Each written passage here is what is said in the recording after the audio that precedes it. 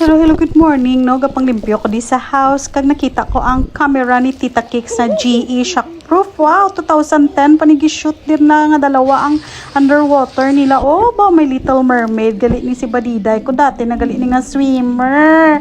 Oh, 5 years old pa lang na dara ang baby Badiday ko.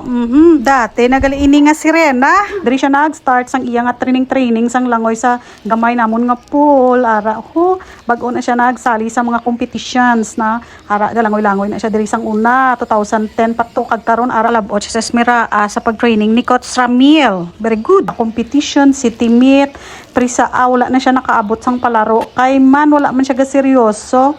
Nag-focus siya sa kuno sa studies niya kag last time nagkaroon ng pandemya, di wala na sang langoy-langoy, sa balay na lang ta nag-stay for 2 years, no? Di ara competition ni Badiday, isa nagali siya ka Little Mermaid. Bago siya naging Jezebel. Ara.